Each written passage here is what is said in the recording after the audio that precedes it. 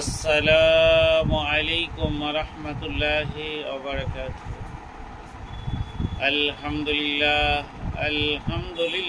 নাহমাদুহু ওয়া নাস্তাঈনুহু ওয়া নাস্তাগফিরুহু ওয়া নু'মিনু বিহি ওয়া নাতাওয়াক্কালু আলাইহি ওয়া নাউযু বিল্লাহি মিন শুরুরি আনফুসিনা ওয়া মিন سيئات أعمالنا ومن يهده الله فلا هادي له ونشهد أن لا إله إلا الله ونشهد أن محمدا عبده ورسوله أما بعد তো আজকে বিষয়বস্তু হচ্ছে পিতামাতার প্রতি সন্তানদের কর্তব্য। খুব সামান্যতম সময় নিয়ে আপনার কাছে কথা বলে বিদায় নেব ইনশাআল্লাহ। আপনি আপনার পিতামাতার প্রতি গুরুত্ব কমিয়ে দিয়েছেন, আপনার চোখ মুখ ফুটে গেছে, আপনার প্রচুর অর্থ এসছে, আপনি বিভিন্নভাবে বিভিন্ন সামাজিক কাজে জড়িয়ে গেছেন, আপনার সমাজে একটা খ্যাতি সুনাম রয়েছে, কিন্তু আফসোস বাড়িতে বৃদ্ধ আব্বু মা যিনারা আপনাকে আপনার দুনিয়ার এই পৃথিবীর আলোকময় জীবন দেখিয়েছে, সেই সব আব্বু আর মায়ের জন্য আপনি কি করছেন, এটাই দেখার বিষয়। আজকে আব্বার বয়স হয়ে গেছে, আব্বা আপনাকে বলছে যে ডাইনে যেতে, তিনি কিন্তু তিনার বুঝে সে যেটা ভালো বুঝছে সেটা বলছে, তারপরেও আপনি সেটাকে মান্যতা না দিয়ে আপনি নিজের ইচ্ছা মতো পরিচর্যা করছেন বা নিজের মতো চলছেন।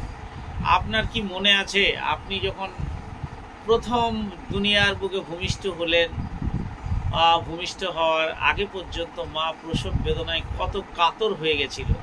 সেই প্রসব বেদনার কাতরের কাহিনীর পরও তারপরে যখন আপনি দুনিয়ার বুকে জন্ম দিলেন এবং ট্যাঁ বা টু করে যেই কান্নার আওয়াজ দিলেন, মায়ের শত কষ্ট নিমেষে সব শান্ত হয়ে গেল।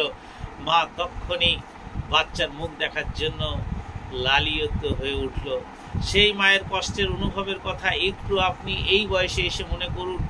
তাছাড়া যে আপনার মায়ের হাতে আপনি চিরকাল 10টা মাস আপনি একদম নাদান, কোনোভাবে চলাফেরা করার কোনো রাস্তা নেই, আপনি নিজে বলতে পারেন না কখন খাবো, মা বুঝতে পারে কখন বাচ্চার খিদে হয়েছে, মা বুঝতে পারে মা কখন বাচ্চাকে ঘুমাতে হবে, বাচ্চাকে তেল কাজল পরিয়ে শোয়াতে হবে, মা সেগুলো জানে। এই সব ব্যাপারগুলো নিয়েই আসছি আপনাদের সামনে। সেই প্রাণ প্রিয় আব্বু মায়ের কথা আমরা সত্যিই ভুলে চলেছি। একটু অনুভব করুন, তাহলেই বুঝতে পারবেন। যখন আপনার ঘুমের প্রয়োজন মা ঘুম দিয়েছে, যখন আপনার খাবারের প্রয়োজন তখন আপনাকে দুধ খাইয়েছে, যখন আপনাকে সৌন্দর্য করার বিষয়ে গোসল করানোর প্রয়োজন মা গোসল করিয়েছে। সেই মাকে আজকে আমরা বড় অসহায় তাচ্ছিল্য রূপে দেখছি। এর থেকে জঘন্যতম আর কি হতে পারে? আপনি আপনার মায়ের কথাকে সহ্য করতে পারছেন না, আর বড় বাড়িতে অট্টালিকা বানিয়েছেন, দেখবেন সিঁড়ির কোনায় একটা ছোট্ট জীর্ণপূর্ণ জায়গা, সেখানে মাকে জায়গা দিয়েছেন। এর থেকে দুঃখের বিষয় আর কি হতে পারে? আপনি আপনার মায়ের জন্য পৃথিবীর আলো দেখিয়েছেন, সর্বোচ্চ যেটা মাকাম, সেই মাকামটা আপনার মাকে আপনাকে দিতে হবে।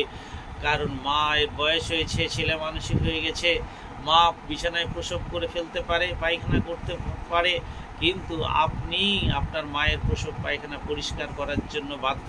কারণ আপনাকে যখন নাদান বয়সে, যখন 1 মাস থেকে আরম্ভ করে 2-2.5 বছর আপনি তার ডান হাতে কটি করে দিয়েছেন, ডান হাতে কিছু করে দিয়েছেন। মা বাবা এমনই জাতি, সেই মা বাপ হাতে সার্ফ কি সাবান কি শ্যাম্পু কি কিচ্ছু দেয়নি।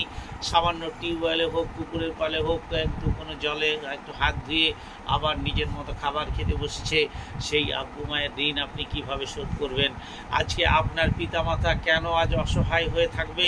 আপনার পিতামাতা কেন আজকে অন্যের মুখের দিকে চেয়ে থাকবে? আপনি আজকে স্বাবলম্বী, আপনার পিতামাতার জন্য আজ আপনাকে অনেক কিছু করণীয় রয়েছে, আপনি কেন করবেন না? আপনাকে শিশু অবস্থায় যেভাবে লালন পালন করেছে আপনার আব্বু মা, সেম বৃদ্ধ অবস্থায় আপনার আব্বু মা সেম সেইভাবেই লালন পালনের একটা চাহিদা রাখে, আপনি তার প্রতি সেইভাবেই চাহিদা দেবেন। কারণ আপনি যেমন আপনার শিশু বয়সে আপনার মায়ের আদর খেয়েছেন, আপনার আব্বুর আদর খেয়েছেন, সেম বৃদ্ধ বয়সে আপনার আব্বু মাকে আপনি সেম আদর দেবেন, তবেই আপনার আল্লাহ তাবারক ওয়া তাআলা আপনার প্রতি খুশি হয়ে আপনার উপরের যে জায়গা জান্নাত আপনাকে দেওয়ার জন্য বাধ্য। আব্বু মার খেদমতের মাধ্যমে আপনার অনেক কিছু ফিরে আসতে পারে, কিন্তু আপনি বড় অসহায়, নিজের আব্বু মার খেদমত করতে পারি না। যাই হোক, পৃথিবীর সমস্ত ছেলে মেয়ে যেন নিজের আব্বা মায়ের খেদমত করতে পারি এবং আল্লাহ তাবারক ওয়া তাআলার শরীয়ত মোতাবেকে আমার আব্বা মা বা সমস্ত পৃথিবীর আব্বা মায়ের প্রতি সবাই খেদমত করতে পারে, এটা এখানেই বলে আজকে সমাপ্তি ঘটাচ্ছি। আসসালামু আলাইকুম ওয়া রাহমাতুল্লাহি ওয়া বারাকাতুহু।